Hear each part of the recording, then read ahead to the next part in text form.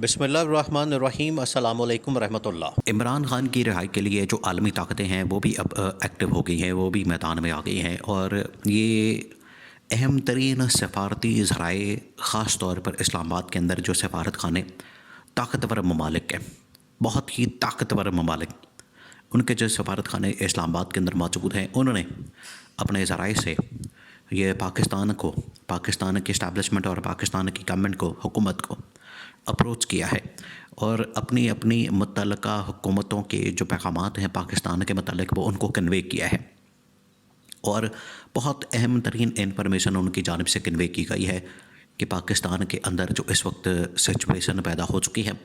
جو کہ ایک ڈیڈ لاک کی طرف جا چکی ہے۔ دیکھیں، یہ اب ایک ڈیڈ لاک پیدا ہو چکا ہے، اور اس کے بارے میں یہ تقریباً کو 3-4 ممالک ہیں جو عالمی طاقتیں ہیں، ان میں سے 3-4 ممالک کی جانب سے دو ٹوک انداز میں پچھلے 2.5 سال سے ان کو بار بار کہا جا رہا ہے، بار بار وارننگ دی جا رہی ہے، ان کو کنوے کیا جا رہا ہے، ان کو بتایا جا رہا ہے، ان کو سمجھایا جا رہا ہے، لیکن مجال ہے کہ ان کو کوئی بات پلے پڑتی ہو۔ کام کی جتنی باتیں ہوں گی وہ ان کے پلے نہیں پڑیں گی۔ یہ شریف خاندان کے، زرداری خاندان کے، ہاں، ان کو اقتدار میں لانے کی بات کریں، NRO دینے کی بات کریں، ان کا لوٹ مار کرنے کی بات کریں، کمیشن کے پیکس اور منی لانڈرنگ کی بات کریں، تو یہ بات ان کو بڑی سمجھ آتی ہے۔ اس وقت یہ بات ان کو بڑے دماغ میں گھس جاتی ہے، سمجھ آ جاتی ہے، اس میں یہ بڑے خوش ہو جاتے ہیں۔ لیکن جیسے ہی پاکستان میں جمہوریت کو بحال کرنے کی بات ہوگی، آئین اور قانون کو بحال کرنے کی بات ہوگی، اور پاکستان میں اپوزیشن کے ساتھ اچھا سلوک کرنے کی بات ہوگی، تو یہ فوراً جو ہے وہ پیچھے ہٹ جائیں گے۔ اور اس کے پیچھے وجہ یہ ہے کہ یہ اب چاہتے ہیں کہ ان کا اقتدار جو ہے، ان کی جو پاور ہے، ان کی جو حکومت ہے، جو ویسے ہی ایک جعلی طریقے سے بنائی گئی ہے، ان کے پاس عوام کی سپورٹ، عوام کی حمایت اور عوام کا ووٹ تو ہے نہیں، تو ایک جعلی طریقے سے جو حکومت بنائی گئی ہے، ان کو پتہ ہے کہ یہ جتنی زیادہ دیر تک ہم نکال سکتے ہیں ہم نکال لیں، جتنی زیادہ دیر تک ہم اس کو طول دے سکتے ہیں اس کو کر لیں، اور اس کے لیے جو بھی ہر بار ہتھ کنڈا استعمال کرنا پڑے، چاہے آئین کے اوپر حملہ کرنا پڑے، عدلیہ کے اوپر حملہ کرنا پڑے، آرمی چیف کو مدت ملازمت میں توسیع دینی پڑے، کچھ بھی کرنا پڑے، ہم نے تو کر کے دیکھ لینا ہے، اور ملک کے اندر تباہی اور بربادی پھیر دینی ہے، کیونکہ اب ملک کی تو اکانومی بالکل فارغ ہو گئی ہے، تباہ و برباد ہو گئی ہے، سیاسی استحکام بھی ختم ہو گیا ہے، استحکام نام کی چیز نہیں، اور عدم استحکام کی وجہ سے معاشرت جو ہے وہ بالکل فارغ ہو گئی ہے، معیشت آپ کی بالکل تباہ ہو چکی ہے۔ اسی وجہ سے یہ جو 3-4 طاقتور ممالک، جس کے اندر چائنا بھی شامل ہے، امریکہ بھی شامل ہے، برطانیہ بھی شامل ہے، اور سعودی عرب بھی شامل ہے، یہ 4 طاقتور ممالک کے اہم ترین سفارت خانوں نے پاکستان کے اندر یہ میسج کنوے کیا ہے، اور اب اسحاق ڈار جو کہ ڈپٹی پرائم منسٹر ہے، اس کے ساتھ 2-3 اہم ترین سفیروں نے پاکستان کے اندر ملاقات کی ہے، اہم ترین سفیروں نے، جس میں برطانوی سفیر بھی شامل ہے اور امریکی سفیر بھی شامل ہے، اور انہوں نے موجودہ صورتحال کے متعلق پوچھا۔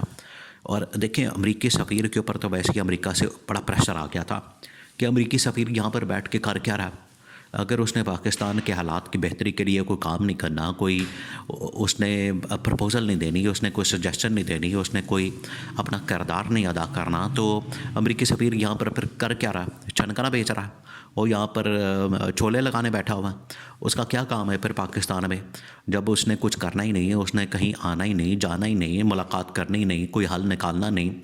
اور اسٹیبلشمنٹ عمران خان یا حکومت یہ اور عمران خان کے درمیان کوئی ڈیل کروانی نہیں، تو پھر یہ کیا کر رہا ہے یہاں پر بیٹھ کے۔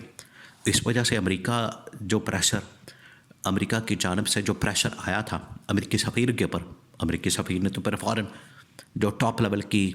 اسٹیبلشمنٹ ہے، ملٹری کمانڈ ہے، ان کو بھی اپروچ کیا، اور ساتھ ہی انہوں نے پاکستان کی جو اس وقت حکومت ہے اس کو بھی اپروچ کیا اور کہا کہ یہ ملاقات کریں، کیونکہ آپ کے ساتھ بڑی اہم ترین چیزیں ڈسکس کرنی ہے، بڑے اہم ترین معاملات ڈسکس کرنے ہیں۔ وہ آخرکار اس نے آ کے تو ساری چیزیں ان کے سامنے رکھی ہیں۔ اسی طرح سے برطانوی جو سفیر ہے، اور سعودی عرب، اور ساتھ میں چین جو ہے، وہ چین آپ کو پتہ ہے وقتاً فوقتاً، چین کے تو پاکستان کے اندر ویسے ہی بڑے سٹیکس ہیں، چین کے جو پاکستان کے اندر سٹیکس ہیں وہ تو کسی اور ملک کے ہیں بھی نہیں، نہ سعودی عرب کے، نہ UAE کے، نہ قطر کے، نہ کویت کے، نہ امریکہ کے، نہ برطانیہ کے۔ چین کے جو سٹیکس ہیں پاکستان کے اندر، جس کی اربوں ڈالرز کی انویسٹمنٹ ہے، اربوں ڈالرز کی، اور اتنے بڑے پروجیکٹس اور پاور پلانٹس اور پتہ نہیں کیا کیا، تو چین تو پہلے ہی پاکستان کو کہتا رہا کہ آپ کے ملک کے اندر جو اس وقت ایک جعلی نظام قائم کیا گیا ہے، یہ جعلی نظام ڈیلیور ہی نہیں کر پائے گا. اسی وجہ سے دہشت گردی بھی دوبارہ آ گئی. چینی شہریوں کے پر بھی حملے شروع ہو گئے. ان کو اپنی جان و مال کی فکر پڑ گئی. وہ تو یہاں سے اپنی ساری انویسٹمنٹ اور اپنا سارا پروجیکٹس اور اپنے سارے جو سٹاف ہے اس کو لے کے جانے کے لیے تیار ہو گئے. انہوں نے تو بڑی سخت ترین قسم کی شرط رکھ دی کہ ہم پاکستان کے اندر ایک شرط کے اوپر کام کریں گے کہ جب ہماری فورسز، پاکستان کی نہیں چائنا کی فورسز، چائنا کے لوگوں کو سیکیور کرنے کے لیے جب یہاں پر آئے گی. اب اس سے بڑھ کر اور کیا شرمندگی کی یا شرم کا مقام ہو سکتا ہے پاکستان کے لیے کہ اس حکومت نے جو اسٹیبلشمنٹ پاکستان کی فوج ہے اس کے اوپر سوالیہ نشان کھڑا کر دیا. تو یہ جو 3-4 ممالک ہیں انہوں نے اپنی اپنی جو معروضات ہیں، جو وجوہات ہیں یا جو سلوشن ہے، سجیشن ہے، وہ تمام کی تمام اس حکومت کے سامنے، اسٹیبلشمنٹ کے سامنے رکھی اور ان کو کہا کہ یہ آپ نے معاملات کس طرح سے آگے لے جانے ہیں،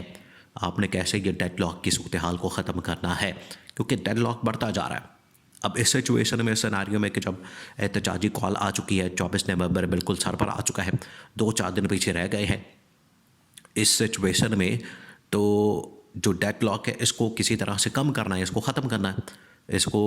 بالکل آپ نے ڈیفیوز کرنا ہے اس سچویشن کو، جو کہ بالکل ہائی ٹینشن ہوتی جا رہی ہے، ہائی لیول کی اس کے اندر ٹینشن آ رہی ہے. اس کو ڈیفیوز کرنے کے لیے یہ 4 طاقتور ممالک کے سفارت خانے، ایمبیسی پاکستان کے اندر وہ اب ایکٹیو ہو گئی ہیں اور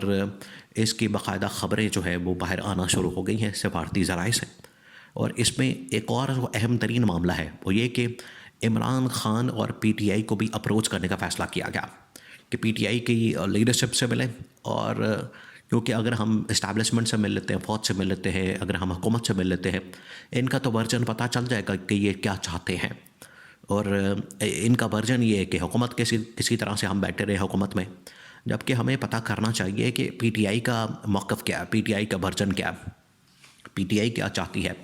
پی ٹی آئی کے اس حوالے سے سوچ کیا. تو اس سوچ کو جانچنے کے لیے وہاں ان کی جانب سے رابطہ کیا گیا، ان کی جانب سے اپروچ کیا گیا کہ ہمیں جو اس وقت پی ٹی آئی کی لیڈرشپ ہے اس کو بھی اپروچ کر کے تو ان کا بھی موقف اور ان کا نقطہ نظر بھی جاننے کی ضرورت ہے، تاکہ ہمیں دونوں سائیڈ کا پھر پتہ لگ سکے اور ہم بڑی آسانی کے ساتھ جو ہے دونوں کا انالیسس کر کے جو صحیح راستہ ہے، حالانکہ ان کی جانب سے جو صحیح راستہ وہ تو بڑا پہلے بتا دیا گیا کہ اسٹیبلٹی لائیں اور ملک کے اندر یہ جو انتقامی کارروائیوں کا سلسلہ اس کو بند کریں. یہی سلوشن ہے، یہی بار بار کہا جاتا ہے، لیکن اس کے اوپر عمل درآمد کرتے نہیں. تو یہ اب 4 طاقتور ممالک کے سفارت خانوں کی جانب سے پاکستان کو اپروچ کر کے کہنا، یہ عمران خان کی بہت بڑی کامیابی ہے.